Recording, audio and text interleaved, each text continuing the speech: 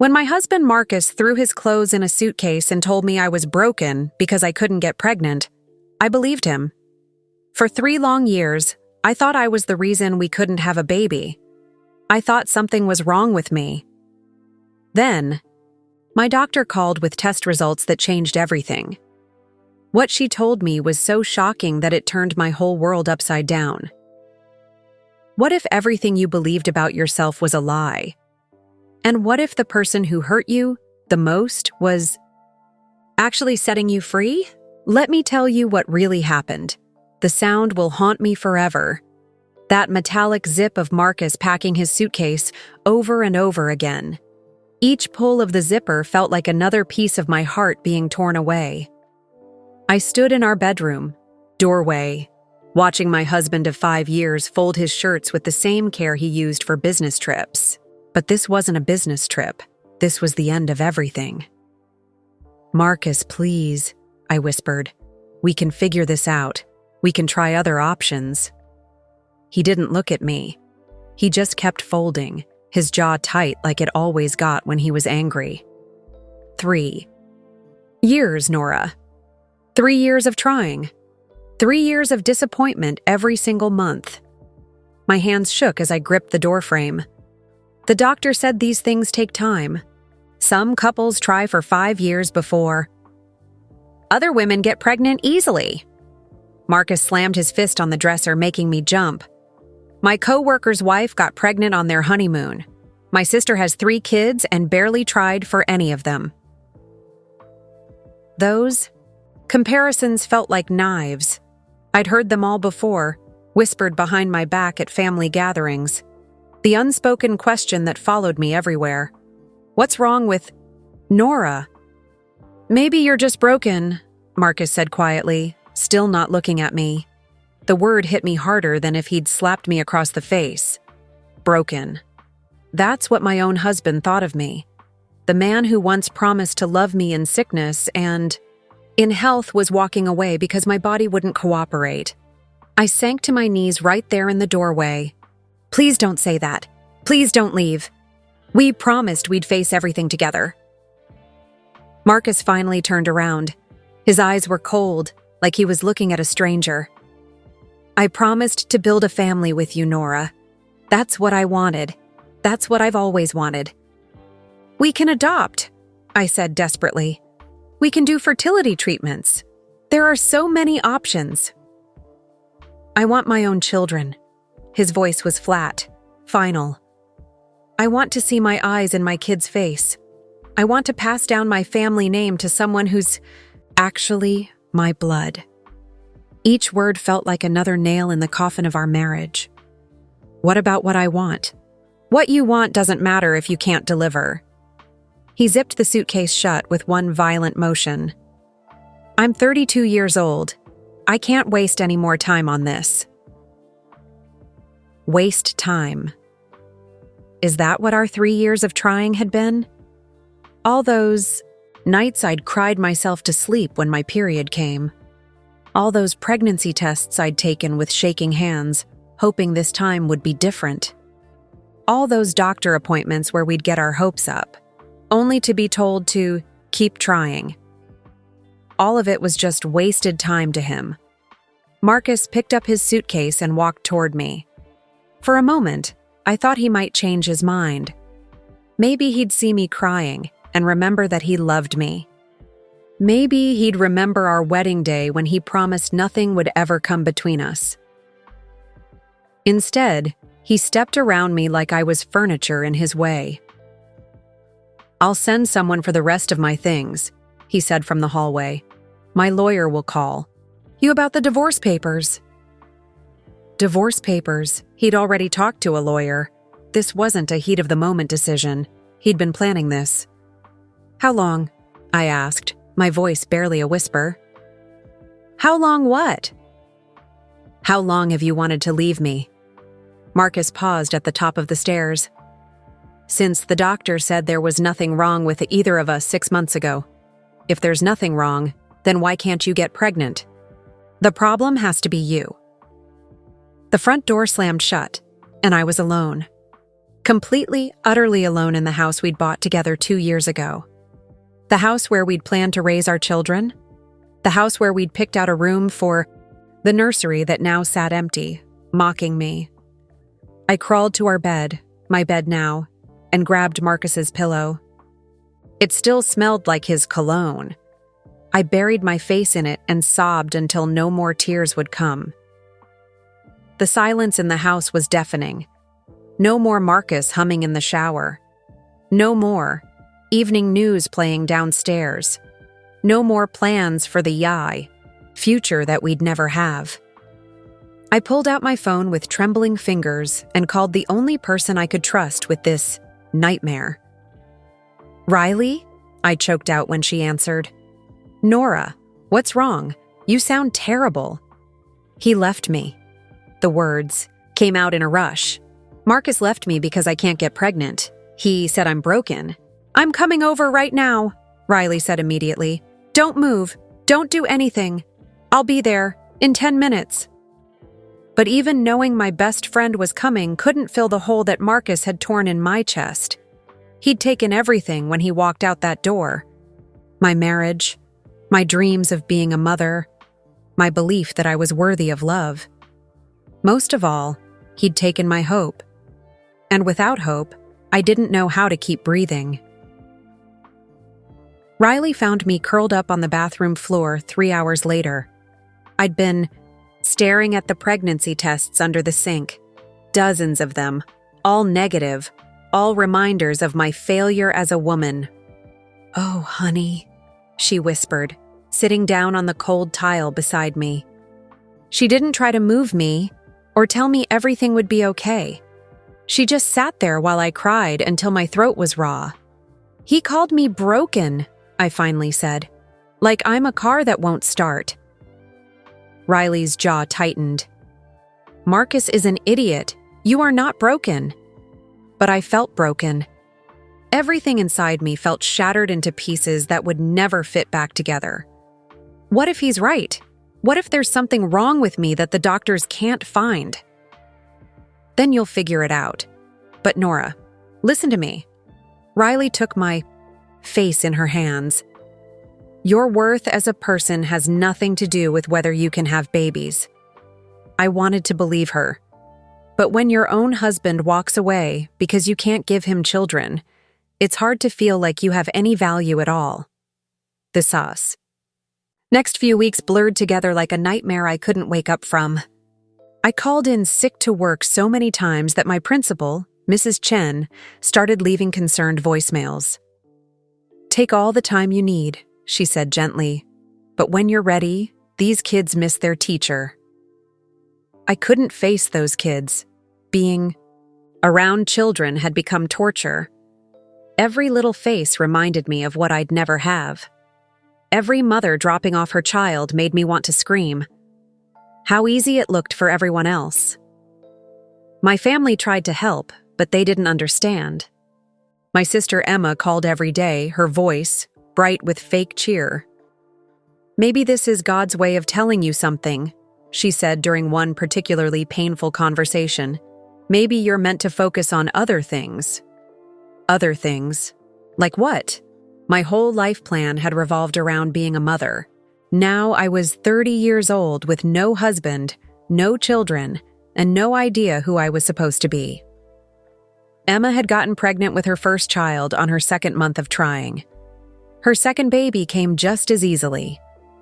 Now she was pregnant with her third, and every conversation felt like salt in an open wound. "I know you're hurting," Mom said when she came over with groceries I wouldn't eat.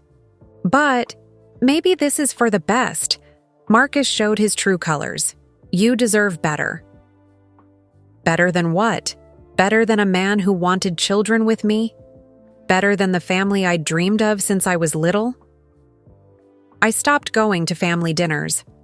I couldn't sit at the table listening to Emma talk about baby names and nursery colors while everyone pretended not to notice my empty chair where Marcus used to sit. The worst part was the paperwork. Divorce papers arrived on a Tuesday, along with Marcus's demands.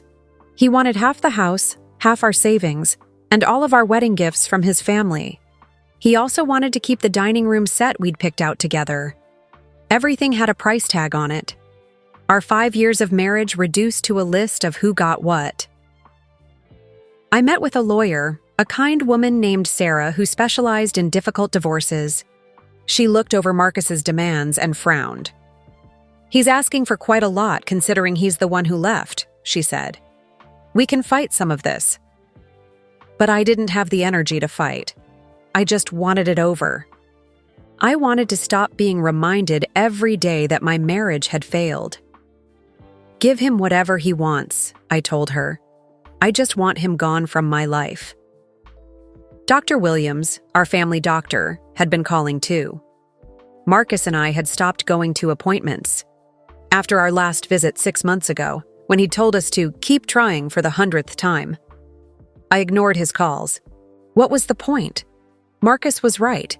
If there was nothing medically wrong with either of us, then the problem had to be me. Some women just weren't meant to be mothers. Work became impossible. When I finally dragged myself back to my second grade classroom, everything felt different. The children's laughter that used to fill me with joy now made me ache. Their innocent questions about why I looked sad made me want to run away. "Mrs. Patterson, are you sick?" asked Maria, one of my favorite students. Her parents were getting divorced too, and she'd been acting out lately. "Just tired, sweetie," I lied.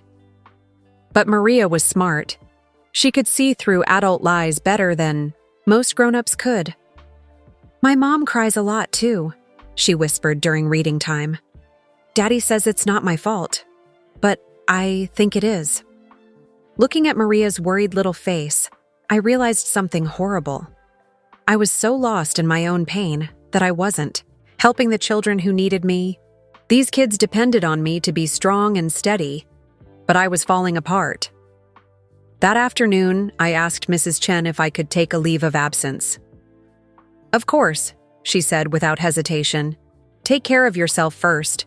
The kids will be here when you're ready to come back." But I wasn't sure I'd ever be ready. Teaching had always been my backup plan, something to do while I waited to become a mother. Now it felt like a constant reminder of what I'd lost. At night, I lay in our king-size bed that felt too big for just me. I kept Marcus's pillow on his side for weeks before finally throwing it away. The empty space next to me felt like a black hole, sucking up all the warmth and hope I had left. I started spending hours on fertility forums online, reading stories from other women who couldn't get pregnant. Some of them had been trying for 10 years. Others had gone through multiple miscarriages. Their pain made mine feel both smaller and larger at the same time. At least their husbands had stayed. The worst nights were when I'd dream about the babies I'd never have. I'd wake up thinking I heard crying, only to realize it was me sobbing into my pillow. Riley tried to get me out of the house, but I couldn't handle being around happy couples or families. The grocery store was a minefield of pregnant women and babies. Coffee shops were filled with moms meeting for playdates. Even church became impossible. The pastor kept talking about God's plan and trusting in divine timing. But what kind of plan included destroying a marriage over something no one could control? 3 months after Marcus left, I hit rock bottom. I was lying on the couch in the same pajamas I'd worn for 4 days when Riley let herself in with the spare key. "That's it," she said, yanking open the curtains I'd kept closed for weeks. "I'm staging an intervention." "I don't want to be intervened," I mumbled, pulling a blanket over my head. "Too bad. You're seeing a therapist and you're not leaving this house until you shower and put on real clothes." I wanted to argue, but I didn't have the energy. Maybe Riley was right. Maybe I needed help that ice cream and isolation couldn't provide. What if the therapist tells me the same thing Marcus did? I asked. What if I really am broken? Riley sat down and pulled the blanket away from my face. "Then we'll figure out how to fix whatever needs fixing. But Nora, you are not broken. You are hurting, and that's different." For the first time in months, I felt a tiny spark of something that might have been hope. Maybe I could get better. Maybe this crushing pain wouldn't last forever. Maybe there was still a chance for happiness, even if it looked different than I'd planned. Dr. Sarah Martinez had the kindest eyes I'd ever seen. Her office felt nothing like the cold medical rooms I'd grown used to over the past 3 years. Soft lighting, comfortable chairs, and paintings of peaceful landscapes made it feel safe. "Riley told me a little about what you're going through," Dr. Martinez said gently. "But I'd like to hear it from you." For the first time in months, I told my story to someone who wasn't trying to fix me or give me advice. Dr. Martinez just listened as I poured out 3 years of heartbreak, frustration, and the crushing blow of Marcus walking away. "I must be broken," I finished, using the word that had haunted me for months. "Why else would my own husband leave me?" Dr. Martinez leaned forward slightly. "Nora, infertility is a form of grief. You're mourning the loss of something you desperately wanted. That grief is real, and it's valid." "But other women get pregnant easily," I said, echoing Marcus's cruel words. "My sister, my coworkers, women in the grocery store. What's wrong with me?" "Nothing is wrong with you. Infertility affects 1 in 8 couples. You're not alone in this struggle, even though it feels that way." For the first time in months, I didn't feel crazy or dramatic. I felt understood. Dr. Martinez helped me see how much my identity had become wrapped up in becoming a mother.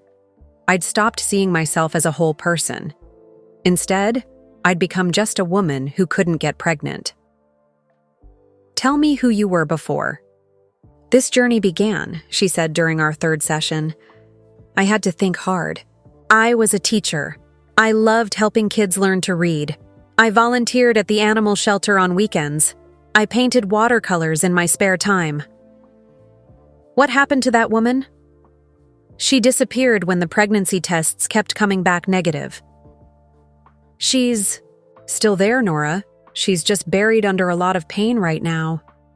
Slowly, week by week, I started remembering who I used to be. I wasn't just a broken wife. I was Nora Patterson, 2nd grade teacher, animal lover, amateur artist, loyal friend. I had value beyond my reproductive abilities. The work was hard. Some days, I left Dr. Martinez's office feeling worse than when I arrived. Grief, she explained, wasn't a straight line. It came in waves, and some waves were bigger than others. But gradually, I started taking better care of myself. I showered every day instead of every few days. I ate actual meals instead of just cereal and ice cream. I even went back to my watercolor class at the community center. "Look who's back," said Janet, my art instructor. "We missed you." Being around people who knew nothing about my fertility struggles felt refreshing. Here I was. Just Nora, who painted pretty flowers and struggled with getting the sky color right. 6 months after Marcus left, something happened that shook me to my core. Emma called, sobbing so hard I could barely understand her. "I lost the baby," she cried. "I miscarried at 12 weeks. My sister, who had gotten pregnant easily 3 times, was facing her own heartbreak. The same sister whose easy pregnancies had made me feel so inadequate was now calling me for comfort. I drove straight to her house. For the first time, our roles were completely reversed. She needed me to understand her pain. "I don't know how. You've handled this for 3 years," Emma whispered as I held her on her couch. "This hurts so much, and it's only been 1 loss." Sitting with Emma, I realized something important. Fertility struggles could happen to anyone. It wasn't punishment for being bad or broken. It was just biology being unpredictable and cruel. "I'm sorry I didn't understand before," Emma said. "I thought you were being dramatic about not getting pregnant. I had no idea how much this hurts." Her apology meant everything to me. For 3 years, I'd felt so alone in my family. Now I had someone who truly understood. Dr. Martinez encouraged me to think about seeing a fertility specialist. Dr. Williams was our family doctor, but he wasn't an expert in reproductive medicine. What if the tests just confirm what I already know? I asked. What if I really am the problem?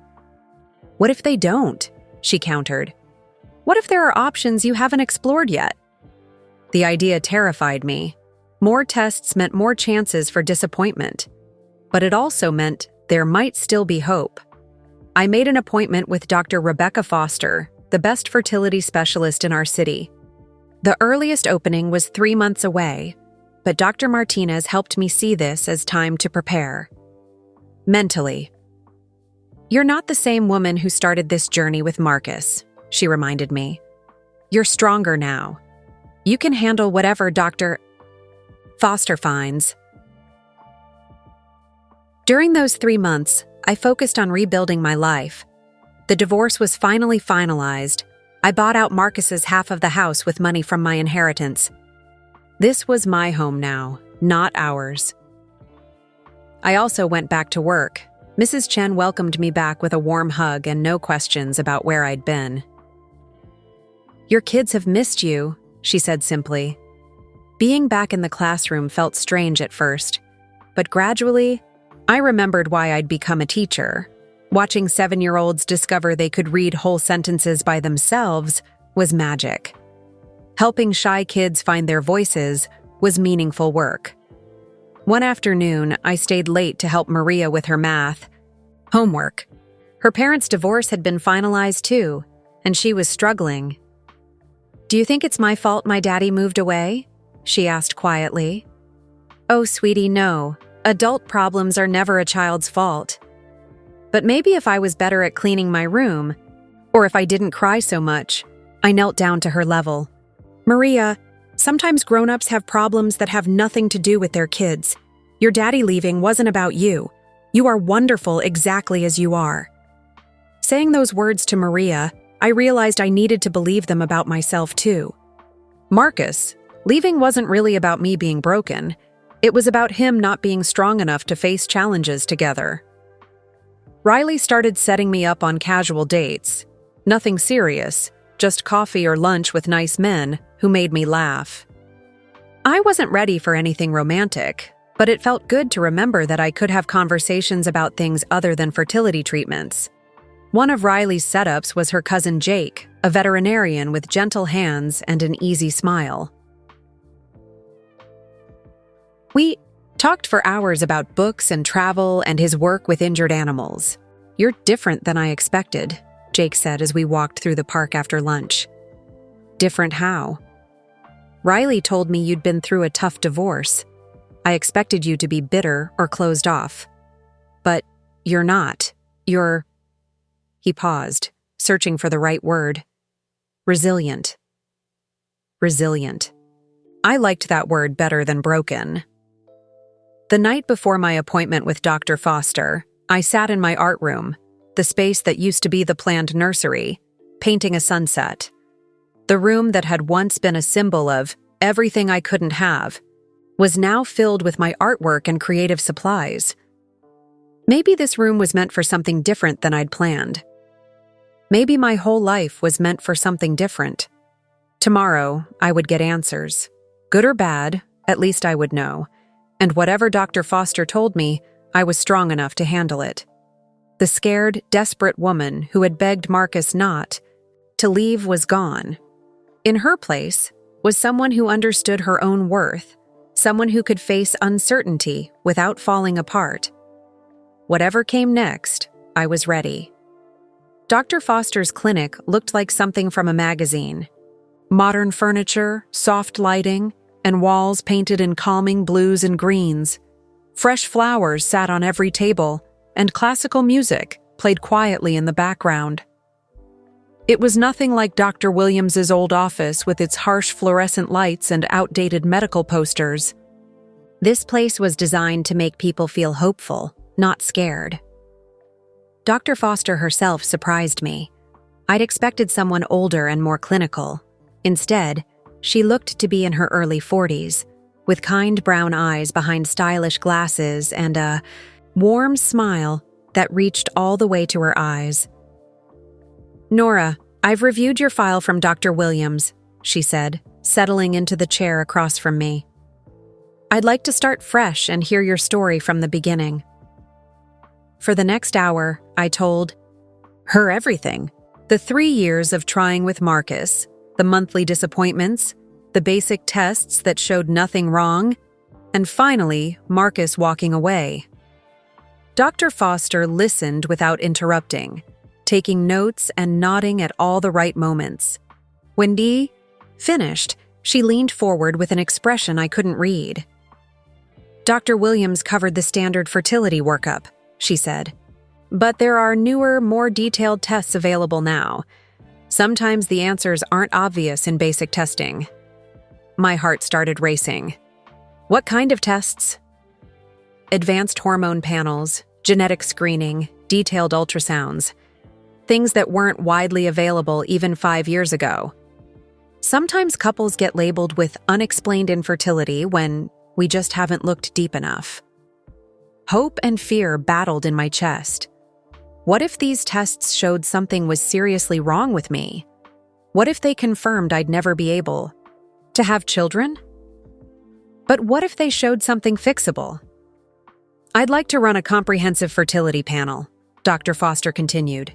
"It will take several weeks to get all the results back, but we'll have a much clearer picture of what's happening."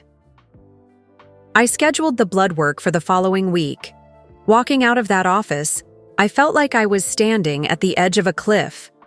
These tests could either give me wings or send me falling. The waiting period became some of the longest weeks of my life, but this time was different than the desperate hope I'd felt with Marcus. I wasn't putting all my happiness on the results. Dr. Martinez had helped me build a life that had meaning whether I could have children or not. My relationship with Jake was growing slowly and carefully. We'd been on 6 dates over 2 months, and I found myself looking forward to his calls and text messages. "You seem different," he said one evening over dinner, "more relaxed than when we first met." "Therapy helps," I admitted. "I'm learning that I'm a whole person, not just someone who wants to be a mother." Jake reached across the table and took my hand. I fell in love with Riley's stories about her brilliant, funny, artistic friend.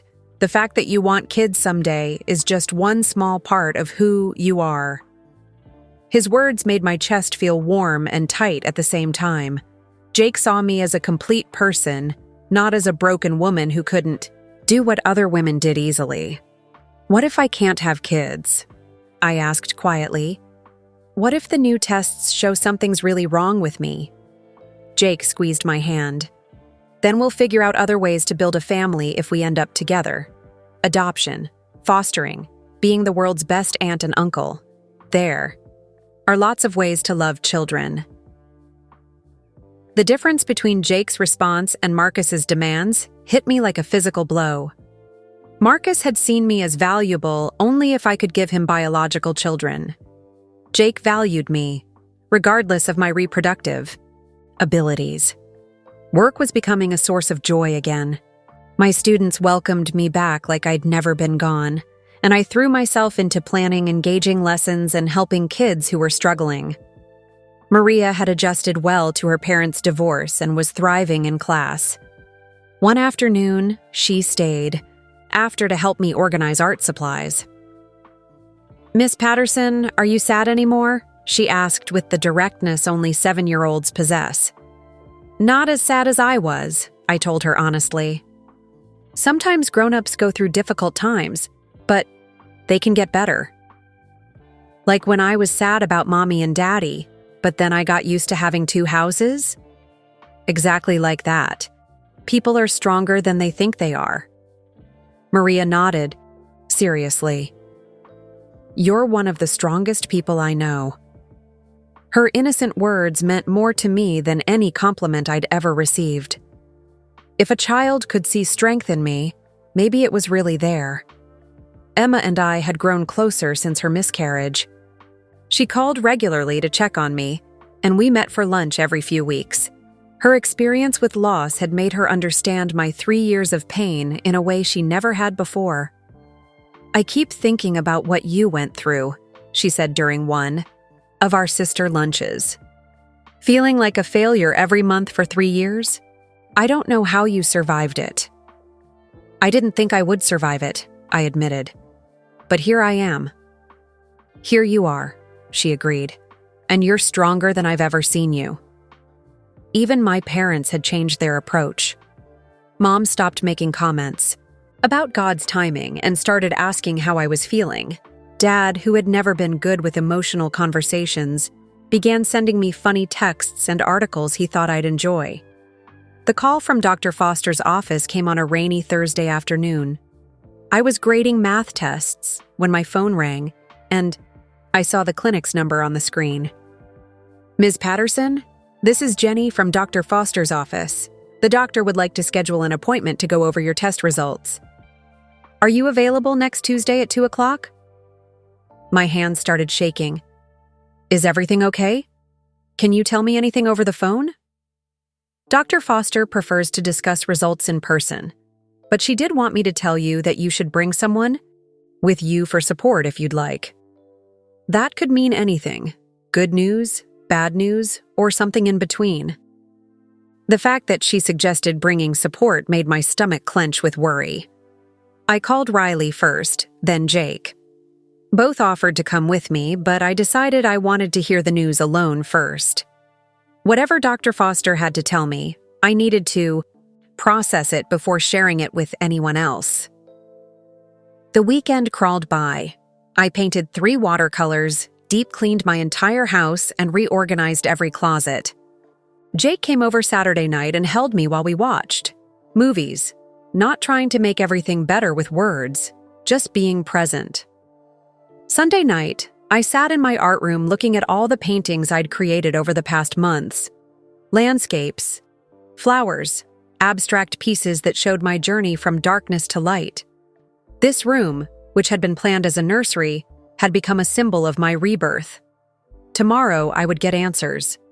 Whatever Dr. Foster told me, I was not the same desperate woman who had begged Marcus not to leave. I was someone who had rebuilt her life from the ground up. Someone who had learned that her worth wasn't tied to her fertility. Someone who was ready to face whatever truth was waiting for her. I went to bed early but barely slept. Tuesday couldn't come fast enough, and yet I wished it would never arrive. By morning, I was exhausted but determined. Whatever Dr. Foster had discovered in those tests, I could handle it. I had already survived the worst thing I thought could happen to me. Nothing could be scarier than the dark months after Marcus left. At least, that's what I thought. I had no idea that what Dr. Foster was about to tell me would change everything I believed about my marriage, my fertility, and the last 3 years of my life. I arrived at Dr. Foster's office 15 minutes early and spent the time pacing in the parking lot. My hands were shaking so badly I could barely hold my car keys. When they called my name, I felt like I was walking to my own execution. Dr. Foster's expression was serious but not grim as she gestured for me to sit down. She had a thick folder in front of her, my test results. "Nora, thank you for being patient while we waited for all the results to come back," she began. "I have some very interesting findings to share with you." My heart was pounding so hard I was sure she could hear it. "Just tell me, am I broken? Can I never have children?" Dr. Foster leaned forward, her voice gentle but clear. "Nora, you are perfectly healthy and fertile. In fact, all your reproductive organs are functioning exactly as they should. Your hormone levels are excellent, your egg quality is normal for your age, and there's nothing preventing you from conceiving." Naturally, I stared at her, my brain struggling to process her words. "But I've been trying to get pregnant for 3 years. If I'm fertile, why hasn't it happened?" "That's what we need to discuss." Dr. Foster opened my file. I ran some additional tests, including genetic compatibility testing using samples from both you and your ex-husband that Dr. Williams had on file from your previous workup. My stomach dropped like I was on a roller coaster. Marcus had given samples years ago when we first started fertility testing. The results show something quite remarkable, Dr. Foster continued. You and Marcus have a rare genetic incompatibility that makes conception extremely unlikely, less than a 2% chance. This condition affects fewer than 1 in 10,000 couples. The room started spinning. I gripped the arms of my chair to keep from falling over. What does that mean exactly? It means that neither of you has fertility problems individually. Your bodies work perfectly fine. But together, your genetic makeup creates an environment where fertilization rarely occurs. It's like trying to mix oil and water. Both substances are fine on their own, but they're not compatible with each other. 3 years. 3 years of believing I was broken. 3 years of Marcus blaming me, calling me defective, making me feel like less than a woman. 3 years of thinking I was a failure, who couldn't do the most basic thing a female body was supposed to do. All because of a genetic lottery that neither of us could control. Why didn't Dr. Williams test for this? I asked, my voice barely above a whisper. Dr. Foster's expression became apologetic. Genetic compatibility testing is relatively new and expensive. Many family doctors don't think to order it unless there's a specific indication. Dr. Williams followed standard fertility protocols, which unfortunately don't always catch rare conditions like this. I felt like I'd been hit by a truck. So this whole time it wasn't my fault? It wasn't anyone's fault, Nora. This is simply bad genetic luck, like having incompatible blood types, but for reproduction. Does this mean I could barely form the words? Does this mean I could get pregnant with someone else? Absolutely. With a different partner, your chances of conceiving naturally are completely normal for someone your age. Based on your hormone levels and overall reproductive health, I'd actually consider you to have above-average fertility. I started crying right there in Dr. Foster's office. Not tears of sadness, but tears of relief, rage, and grief, all mixed together. 3 years of my life lost to a misunderstanding. A marriage destroyed over something that was nobody's fault. Dr. Foster handed me tissues and waited patiently while I processed this earth-shattering news. I need to ask, I finally said, are you absolutely certain about this? I ran the tests twice to be sure. The results are conclusive. You and Marcus were genetically incompatible for reproduction, but you personally have no fertility issues whatsoever. I thought about Marcus, probably somewhere planning his future with his new girlfriend. Did he have any idea that I wasn't? The problem? That we were both victims of incredibly bad luck? Should I tell him? I asked. Dr. Foster considered this carefully. That's entirely up to you. Some people find closure in sharing this information. Others prefer to move forward without reopening old wounds. I left Dr. Foster's office in a complete daze. I sat in my car in the parking lot for 20 minutes, staring at the test results she'd given me. Black and white proof that I had never been broken. The anger hit me first. Marcus had given up on us without exploring every possibility. He had chosen to blame me rather than working together to find answers. Even if we had known about the genetic incompatibility, we could have pursued other options: fertility treatments, donor options, adoption. But then I realized something that stopped my rage in its tracks. If Marcus hadn't left me, I would never have met Jake. I would still be trapped in a marriage with someone who saw me as defective when things got difficult. I would still be trying to have children with someone I was incompatible with in more ways than just genetics. Marcus's cruelty had set me free to find real love with someone who valued me as a complete person. That evening, I called Marcus. He answered on the third ring, sounding annoyed.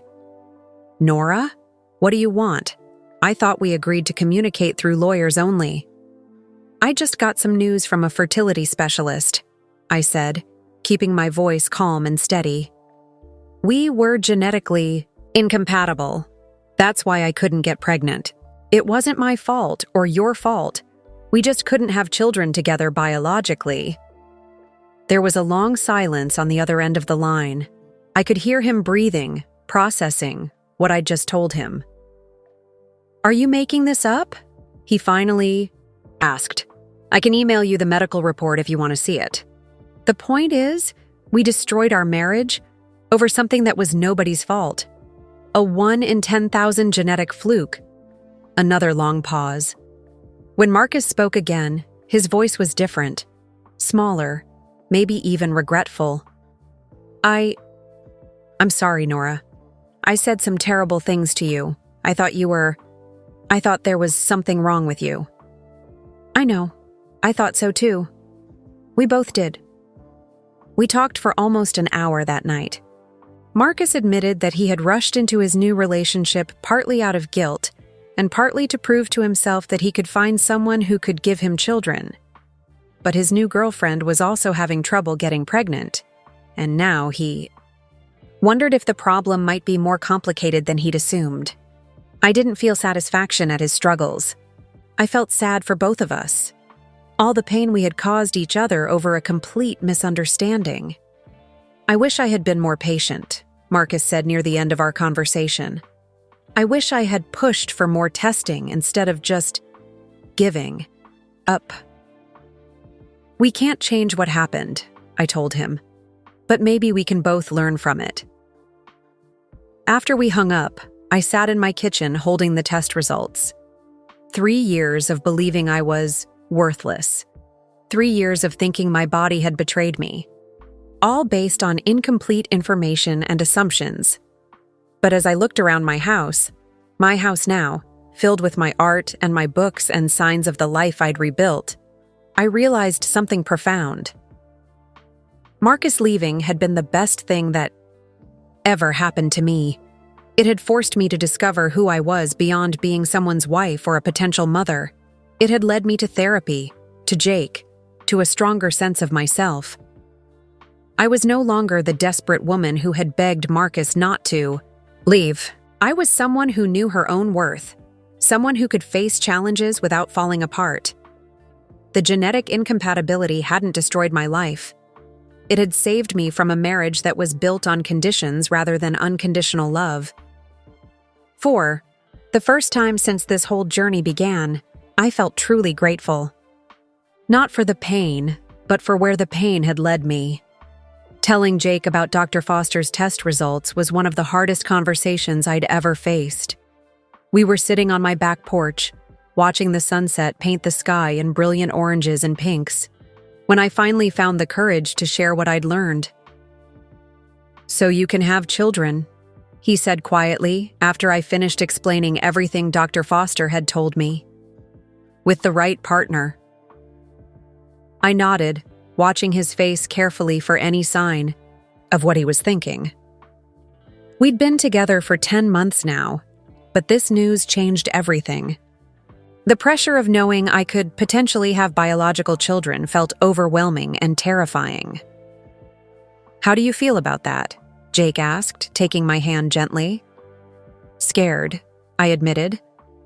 For 3 years, I built my identity around being someone who couldn't have kids. I learned to accept that I might never be a mother. I found peace with that. Now I have to rethink everything I believed about myself and my future. Jake squeezed my fingers. We don't have to figure this out tonight. Or even this year. We have all the time in the world. His patience amazed me. Marcus had been in such a desperate hurry to have children that he'd given up at the first sign of difficulty. Jake was willing to let our relationship develop naturally, without putting impossible timelines on major life decisions. What if I decide I don't want to try for kids? I asked. What if I'm too scared of going through that pain again? Then we won't have kids, Jake said simply. Nora, I fell in love with you, not with the idea of you as a mother. If we have children together someday, that would be wonderful. If we don't, we'll find other ways to build a meaningful life. His words made me cry, not tears of sadness, but tears of relief. For the first time in my adult life, I was with someone who loved me unconditionally. Dr. Martinez helped me process the complex emotions that came with my new knowledge. Relief, anger, hope, and fear all swirled together in confusing ways during our sessions. You're grieving again, she explained during one particularly difficult appointment. You're mourning the time you lost, the marriage that ended unnecessarily, the years of thinking you were broken. That's completely normal. She was right. I was grieving my old identity as an infertile woman, even though learning I could have children was supposedly good news. I spent 3 years learning to be okay with not being a mother, I told her. Now I don't know how to be okay with the possibility of being one. What scares you most about it? Dr. Martinez asked. What if I try again and it doesn't happen? What if Jake and I go through years of disappointment like Marcus and I did? What if having this option ruins the good thing we have? Dr. Martinez leaned forward. Nora, you're not the same person who started trying for a baby with Marcus. You've learned that your worth isn't tied to your fertility. You've built a life that has meaning regardless of whether you become a mother. That strength will protect you no matter what happens. My family's reactions to the news were mixed and intense. Emma cried when I told her, overwhelmed with relief and joy. I'm so happy you have this option now, she said, hugging me tightly. But I want you to know that you were never broken, even when we all thought you couldn't have kids. My mother's response was more complicated. She cried too, but then immediately started talking about baby showers and grandchildren. I always knew God had a plan, she said. This just proves that everything happens for a reason. Mom, please, I said gently. I'm not even sure I want to try for children yet. I need time to process all of this. My father's reaction surprised me the most. He just hugged me and said, I'm proud of how strong you've become through all of this. Whatever you decide about kids, your mother and I will support you. But it was Riley's response that meant the most to me. I'm happy you have options now, she said when I called her with the news. But I need you to remember something. You were never broken, fertility or no fertility. Your worth has nothing to do with whether you can make babies. Her words reminded me of all the work I'd done in therapy to rebuild my self-esteem. Having the option to get pregnant was wonderful, but it didn't define my value as a person. Work continued to be a source of joy and purpose. My principal had noticed my improved performance and dedication since returning from my leave of absence. I'd like to offer you a leadership position, Mrs. Chen said during my annual review. We're developing new programs for children from troubled homes, and I think your experience would be invaluable. The irony wasn't lost on me. My journey through infertility and divorce had given me unique insight into helping children who were facing family difficulties. Maybe my pain had prepared me for something bigger than just becoming a mother. Maria, now in 3rd grade but still stopping by my classroom regularly, had become one of my greatest success stories. Her grades had improved dramatically, and she was thriving despite her parents' divorce. Miss Patterson, my mom wants to know if you'll come to my birthday party, she said one afternoon. She says you're the teacher who helped me the most when things were hard. These moments reminded me that my life had profound meaning, whether or not I ever had biological children of my own. Jake and I grew closer as the months passed. He met my family at Emma's birthday party, and I met his parents when they visited for Thanksgiving. Unlike my relationship with Marcus, which had always felt urgent and conditional, this one felt steady and supportive. I love watching you with kids, Jake told me after we spent an afternoon with his nieces and nephews. "You're a natural teacher and nurturer." "Do you think I'd be a good mother?" I asked, the question slipping out before I could stop it. "I think you'd be an amazing mother if that's what you want," he said. "But I also think you're already making a huge difference in children's lives through your teaching. There are lots of ways to nurture and guide kids." 10 months after my appointment with Dr. Foster, Jake proposed. It happened on a quiet Sunday morning while we were making breakfast.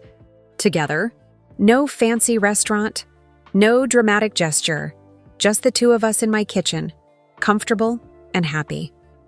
"I know we haven't talked about timelines or specific plans for the future," he said, getting down on one knee beside the stove.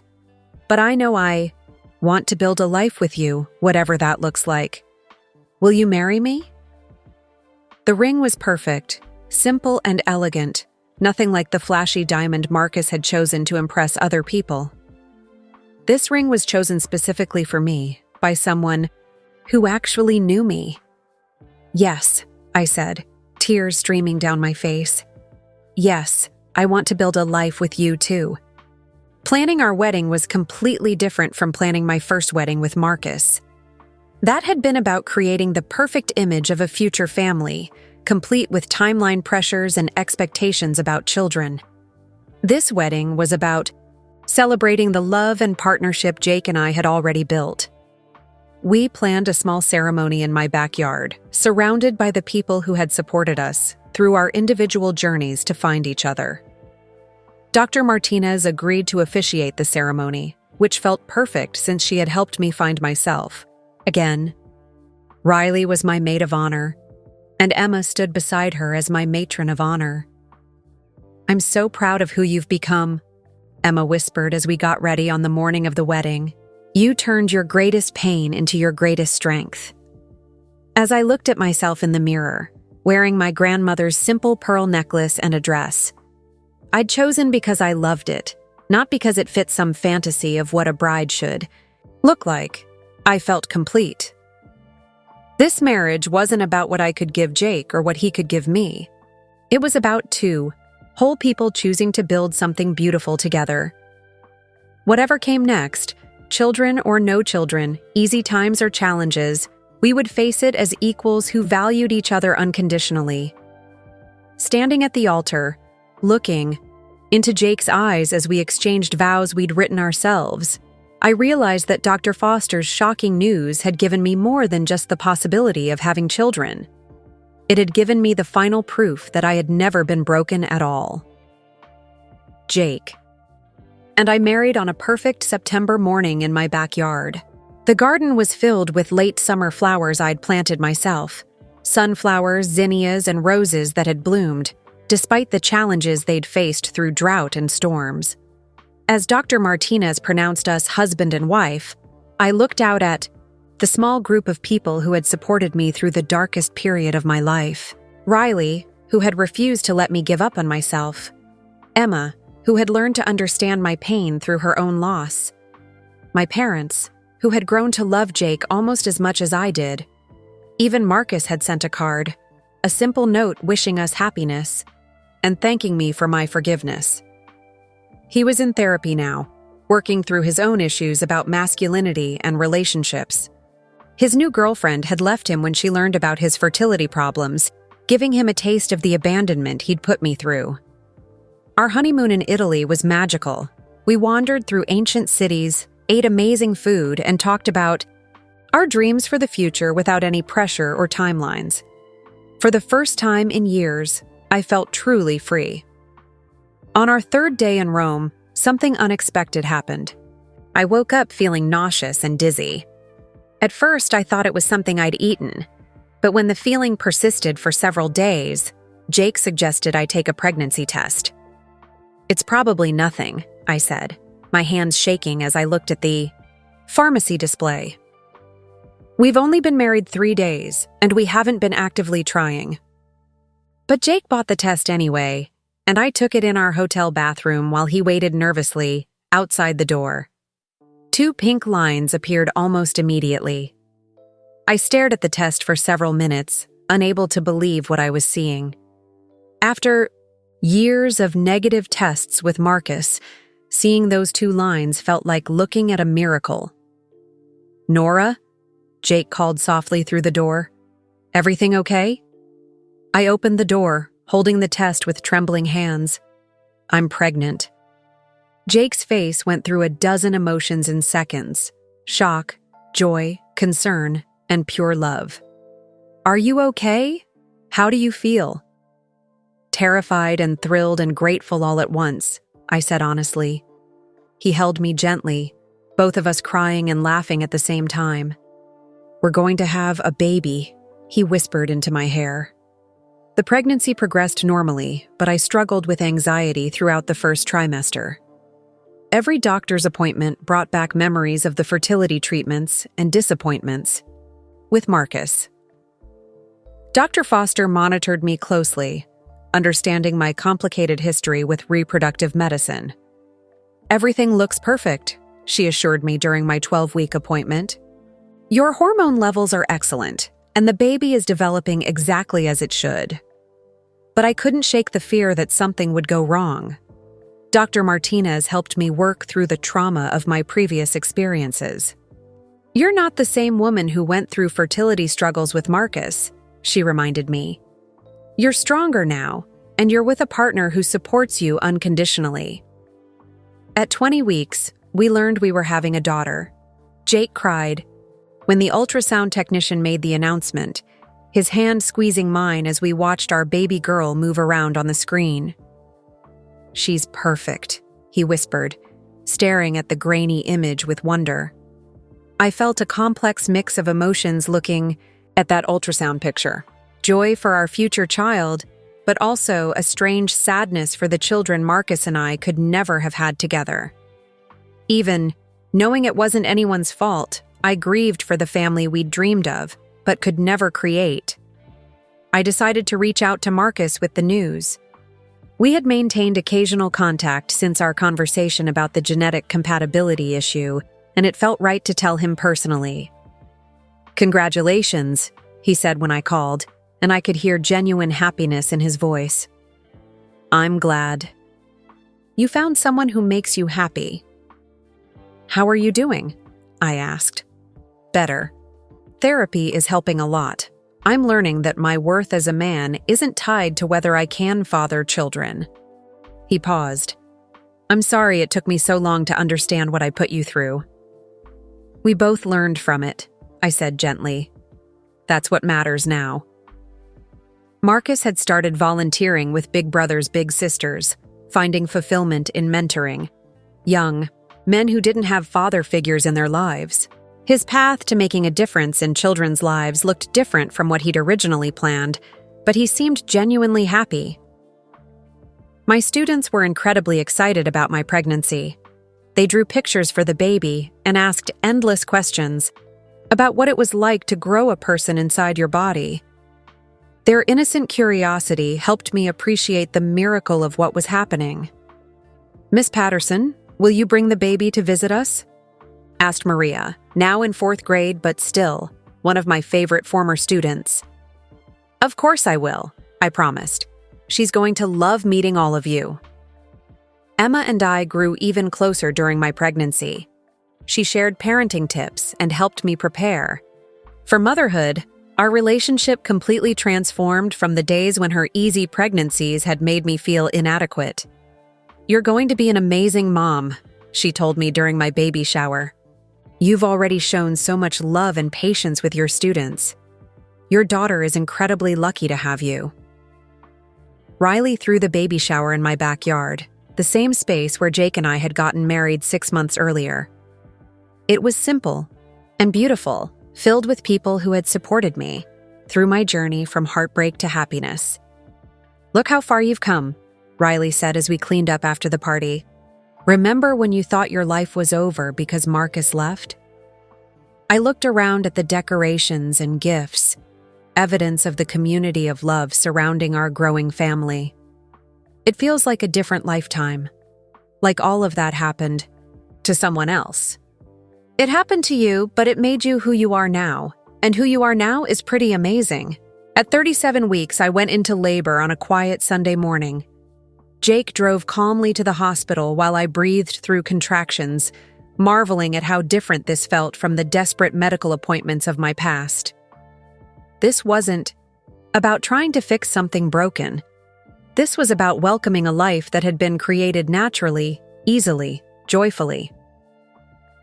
Isabella Rose was born at 3:47 p.m., weighing 7 pounds and 2 ounces. When Dr. Foster placed her on my chest, I understood for the first time what people meant when they talked about instant, overwhelming love. But holding my daughter, I also thought about all the women still struggling with infertility. I thought about my younger self, believing she was worthless because her body wouldn't cooperate. I thought about the years of pain that had led to this moment of pure joy. "She's perfect," Jake whispered, tears streaming down his face as he touched Isabella's tiny hand. "She really is," I agreed. But I was thinking about more than just the whole journey was perfect, even the painful parts. Everything had led us to this moment, to this family, to this love. Looking at Isabella's peaceful face, I made a silent promise. I would raise her to know that her worth wasn't tied to what her body could or couldn't do. I would teach her that sometimes the worst things that happen to us lead to the best things in our lives. I would make sure she never felt broken, no matter what challenges she might face. Isabella opened her dark eyes and looked right at me, as if she understood every word of my promise. In that moment, I felt the final piece of my healing click into place. I was exactly where I was meant to be, holding exactly who I was meant to hold, with exactly the person I was meant to love. The journey had been worth every tear, every sleepless night, every moment of despair. All of it had led me here, to this perfect moment of complete love and absolute wholeness. But I had no idea that one more shocking revelation was still waiting to change everything I thought I knew about my story. Isabella was 6 months old when Dr. Foster called with news that would turn my understanding of everything upside down. I was sitting in the nursery, feeding Isabella her afternoon bottle and watching her tiny fingers curl around mine, when my phone rang. "Nora, this is Dr. Foster.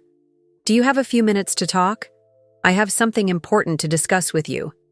About your case." My stomach immediately clenched with worry. "Is everything okay? Is there something wrong with Isabella?" "Isabella is perfectly healthy," she said quickly. "This is about your previous fertility testing. I've been doing some research for a medical paper I'm writing, and I discovered something that I need to tell you in person. Can you come in this week?" The seriousness in her voice scared me. "Can't you just tell me over the phone?" "I'd really prefer to discuss this face-to-face. It's complicated, and I want to make sure you understand everything clearly." I scheduled an appointment for Thursday morning. Jake stayed home with Isabella while I drove to Dr. Foster's office, my mind racing with possibilities.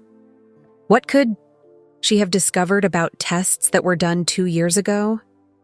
Dr. Foster's expression was serious, almost apologetic, when I sat down across from her. She had multiple files spread across her desk, thick folders that I recognized as containing all my medical records. "Nora, I need to tell you something about those compatibility tests I ran when you first came to see me," she began. "I've been reviewing old cases for a research study, and I decided to dig deeper into your individual fertility profiles." My heart started racing. "What did you find?" "I had the lab rerun some of the original analyses and do additional testing on the samples we had stored. What I discovered changes everything we thought we knew about your situation. With Marcus." She opened one of the thick files. "The genetic incompatibility I told you about was real. You and Marcus did have that issue. But there's something else, something much more significant, that I missed the first time." I gripped the arms of my chair. "What are you saying?" "Marcus has a condition called severe oligospermia. an extremely low sperm count combined with poor sperm motility. We're talking about numbers so low that natural conception would be nearly impossible with any partner, not just you. The words hit me like a physical blow. Are you telling me that Marcus was the one with the fertility problem? I'm saying that while you and Marcus did have genetic compatibility issues, the primary reason you couldn't get pregnant was Marcus's severe fertility condition. His sperm count is less than 5% of normal levels. I felt like the room was spinning. But the tests Dr. Williams ran on Marcus came back normal. Dr. Foster nodded grimly. Dr. Williams ran basic sperm analysis, which showed low normal results. But he didn't do the comprehensive testing that would have revealed the full extent of the problem. Marcus's condition requires very specialized analysis to detect.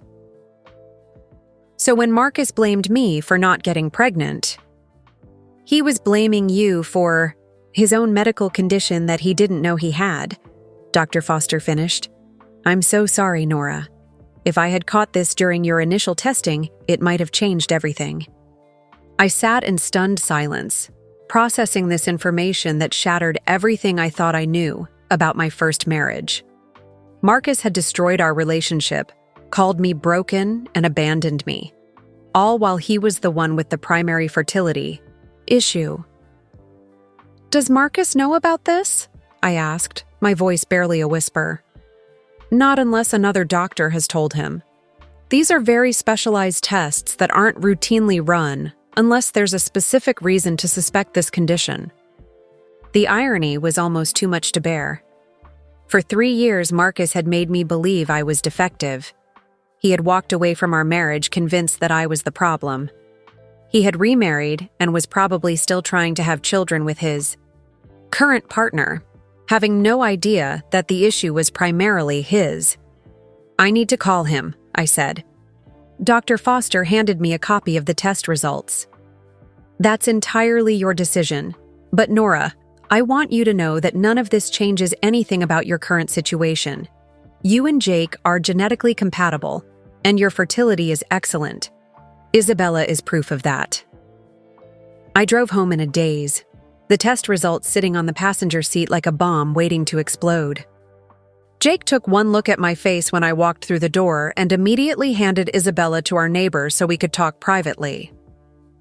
Marcus was the one with fertility problems, I said without preamble. Severe fertility problems. He blamed me and left me, but it was his issue all along. Jake held me while I cried, not just tears of sadness, but tears of anger and vindication and grief for all the unnecessary pain I had endured.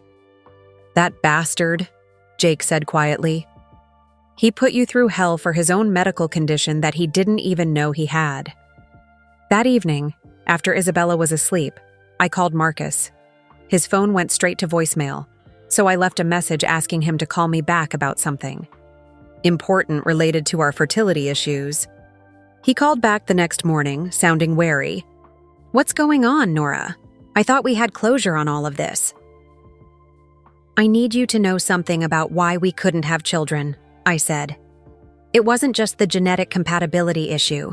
You have severe oligospermia, a condition that makes it nearly impossible for you to father children naturally with anyone.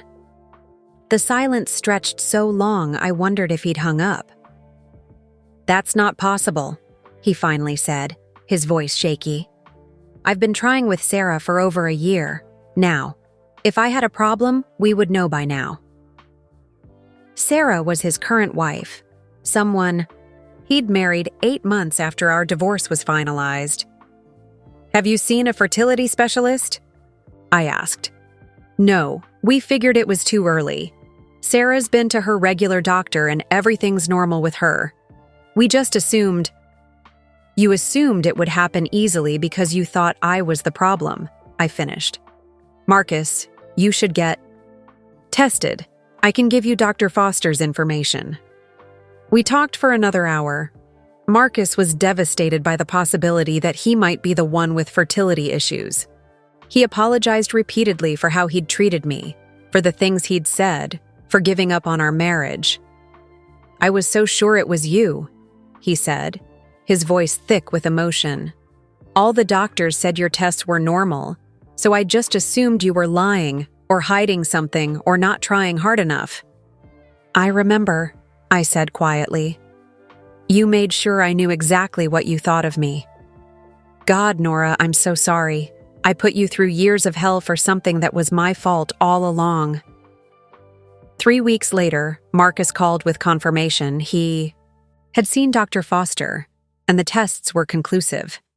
His sperm count was so low that natural conception was virtually impossible. Sarah had filed for divorce the day after they got the results, unable to handle the prospect of fertility treatments or a childless life. "She left me just like I left you," Marcus said during that painful phone call. "Now I understand." "What?" "You went through. The feeling of being abandoned when you need support the most." I felt surprisingly little satisfaction in his pain. We had both been victims of incomplete medical testing and our own assumptions about fertility. "I'm sorry." "Sarah left you," I told him. "No one deserves to be abandoned over medical issues they can't control." "I deserved it," Marcus said bitterly. "It's karma for what I did to you." "It's not karma. It's just life being unfair. But Marcus, maybe this is a chance for you to understand why partnership matters more than biology when it comes to building a family." Marcus agreed to pay for my therapy sessions with Dr. Martinez as a gesture of apology. It couldn't undo the damage, but it acknowledged his role in my pain. The hardest part was processing this new information with Dr. Martinez.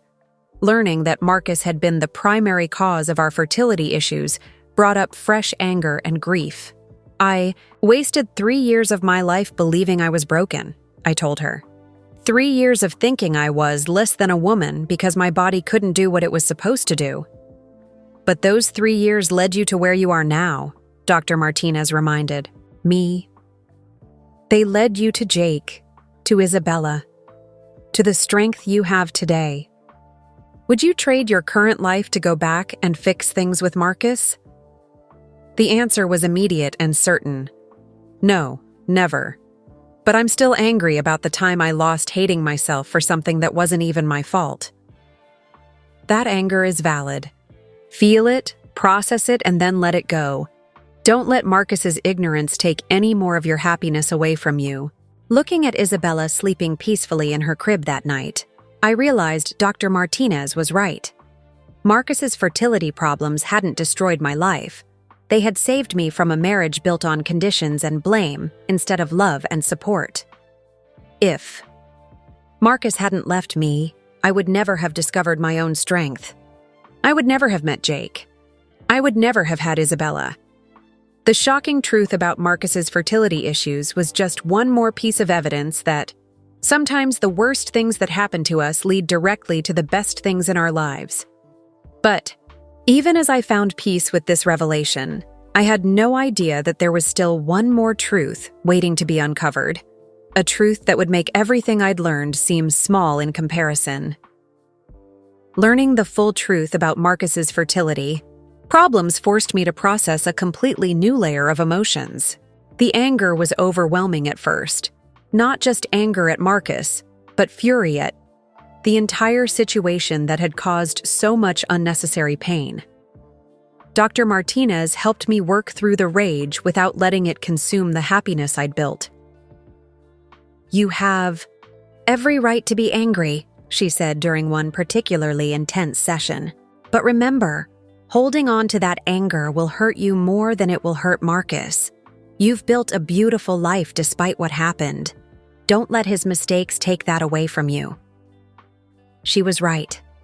I had Isabella, Jake, a career I loved, and a sense of self-worth that didn't depend on anyone else's approval. Marcus's failure to get proper testing or consider his own role in our infertility didn't change the good things in my life now. Jake was furious on my behalf when I told him the whole story. He destroyed your marriage and your self-esteem over his own medical problem that he didn't even bother to investigate properly. Jake said one evening as we watched Isabella play on her activity mat.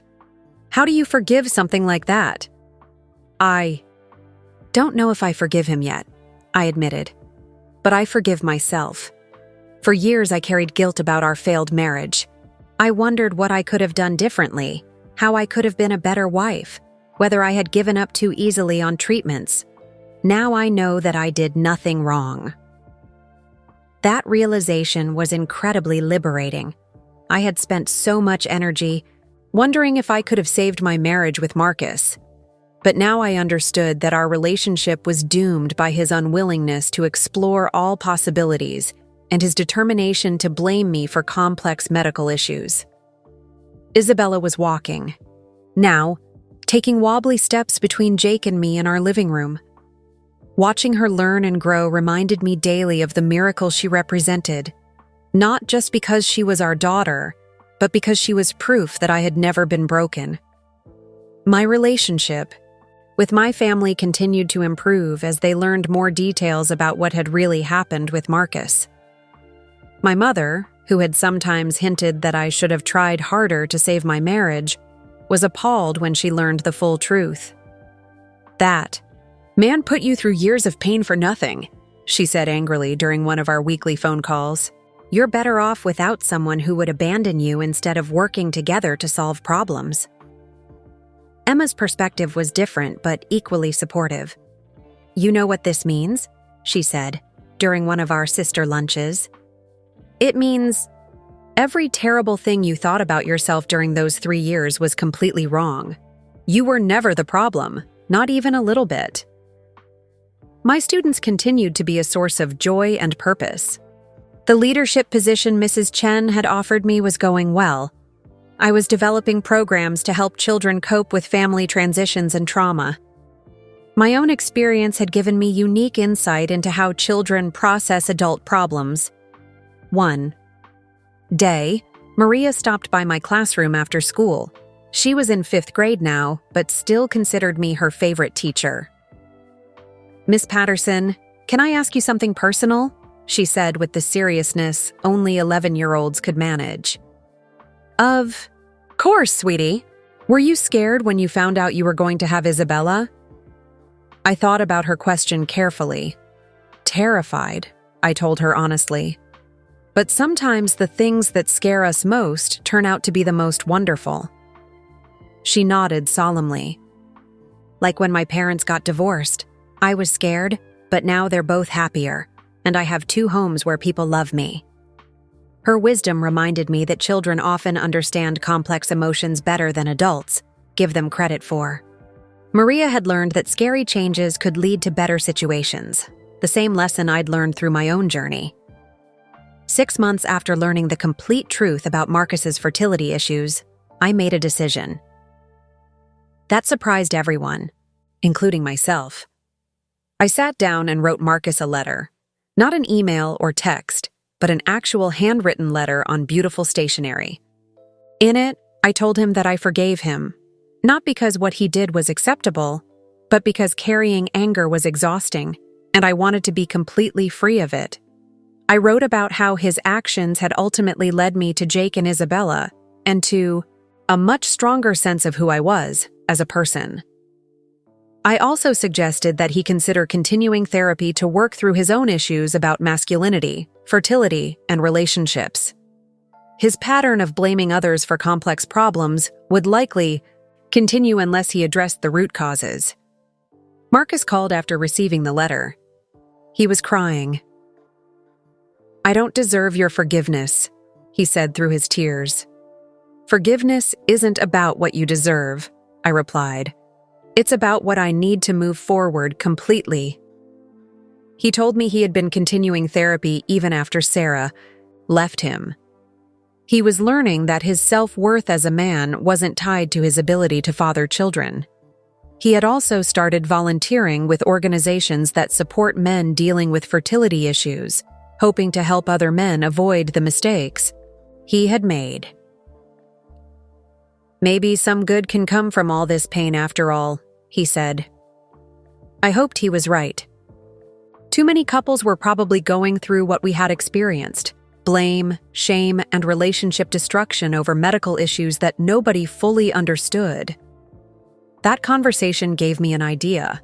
I started writing a blog about my experience, hoping to help other women who might be struggling with unexplained infertility or marriage problems related to fertility issues. The response was overwhelming. Hundreds of women shared their own stories of being blamed for fertility problems, of having marriages end over reproductive struggles, of feeling broken and worthless because they couldn't get pregnant easily. But I also heard from women whose relationships had survived fertility challenges, who had found ways to build families through adoption or other means, or who had discovered fulfillment in child-free lives. The diversity of experiences reminded me that there was no single, right way to handle fertility struggles. The blog connected me with a community I didn't know I needed. For the first time, I realized that my painful experience could be used to help others avoid some of the same mistakes and misconceptions that had caused me so much suffering. Dr. Martinez was proud of how I'd channeled my experience into something positive. "You've taken your pain and transformed it into purpose," she said. "That's the ultimate healing." Jake supported my blog writing completely, often helping me edit posts or suggesting topics based on questions he'd heard from friends dealing with similar issues. His unwavering support reminded me daily of the difference between conditional and unconditional love. One evening, as I was putting Isabella to bed, she looked up at me with her big brown eyes and said, "Mama, tell me about when you were sad." Children have an uncanny ability to sense family history, even when they're too young to understand it fully. "Once upon a time, Mama was very sad because she wanted a little girl like you, but it took a long time for you to come," I said simply. "But then I came and made you happy again," Isabella said with the confident logic of a 2-year-old. "Yes, sweetheart, you made me very happy, but you know what? Mama learned that she was happy and special even before you came." Isabella nodded as if this made perfect sense to her, then rolled over and fell asleep. Looking at my daughter's peaceful face, I felt profound gratitude for the entire journey that had brought us to this moment. The pain had been real and devastating, but it had also been transformative in ways I never could have imagined. A year after learning about Marcus's fertility problems, I received an unexpected phone call that would challenge everything I thought. I understood about forgiveness, healing, and the power of truth. "Mrs. Patterson, this is Dr. Rebecca Foster. I need to see you as soon as possible. I've discovered something about your original case that I think you need to know." Her voice was serious, almost urgent, in a way that made my blood run cold. What could possibly be left to discover about a story I thought was finally complete? As I hung up the phone and looked at Jake and Isabella playing together on the living room floor, I had no idea that the most shocking revelation of all was still waiting to change everything. I believed about my journey, my healing, and the Yahweh very foundation of the life I'd built. It was Isabella's second birthday party when the final piece of the puzzle fell into place. Dr. Foster had agreed to attend the celebration. She had become not just my doctor, but a friend who had guided me through the most challenging and transformative period of my life. We were watching Isabella smash her pink birthday cake, her tiny hands covered in frosting, and her face lit up with pure joy, when Dr. Foster pulled me aside.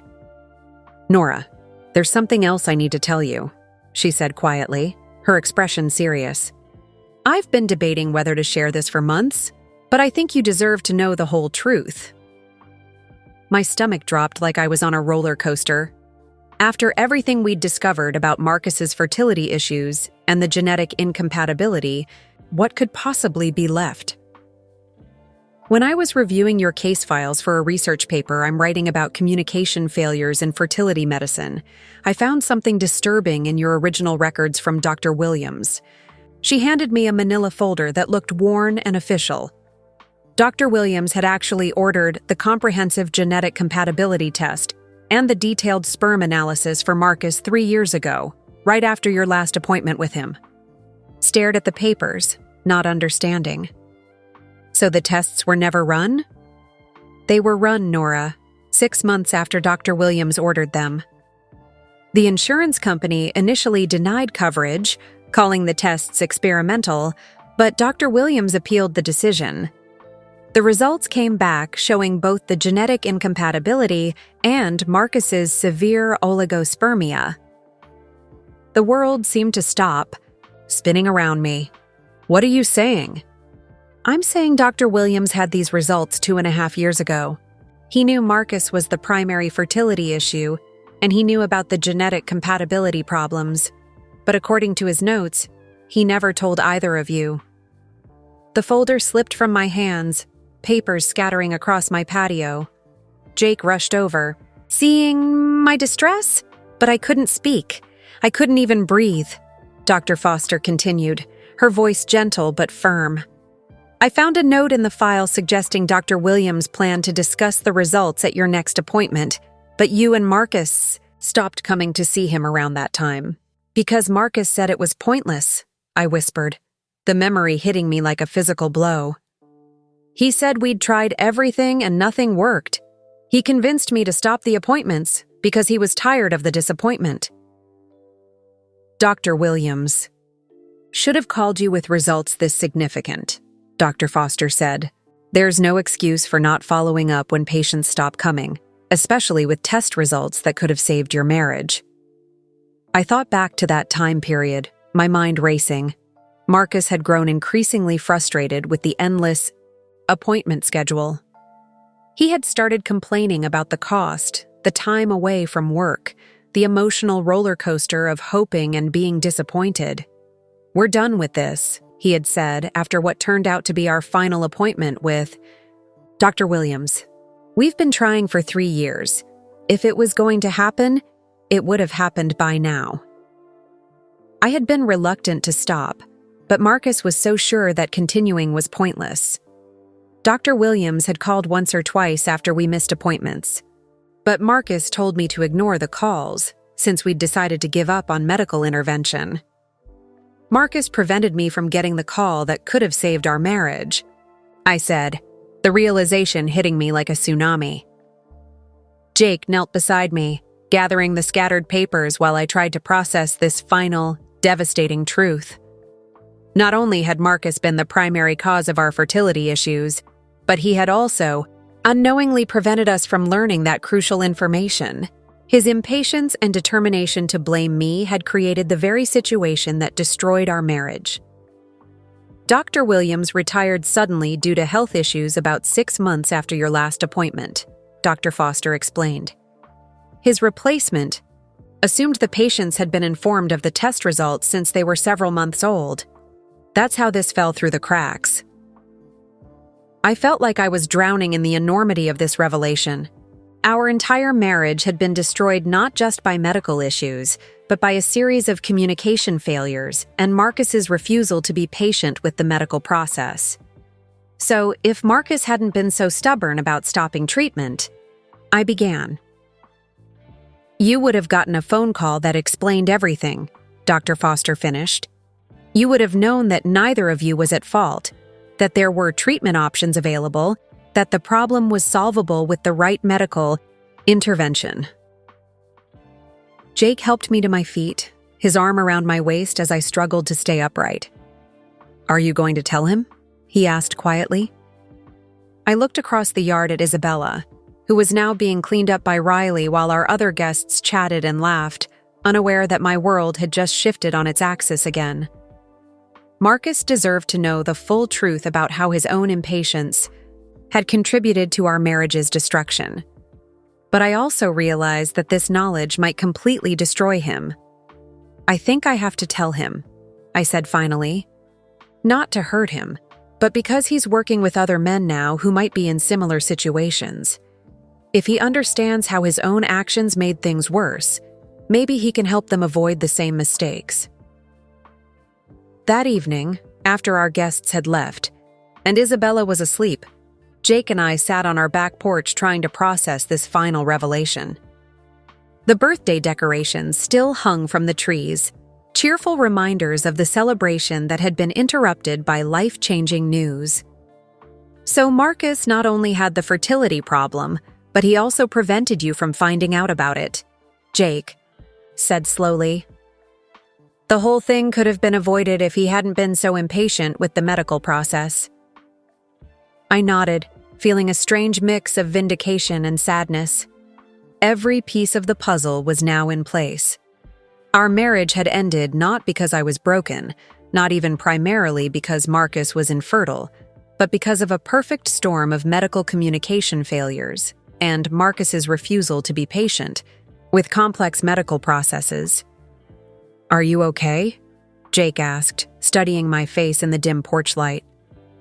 "I think so," I said honestly. "It's shocking, but it doesn't change anything about our life now. If anything, it makes me even more grateful for how everything turned out." The next day, I called Marcus and asked him to meet me for coffee. He arrived looking nervous, probably wondering what other bombshells I might be carrying.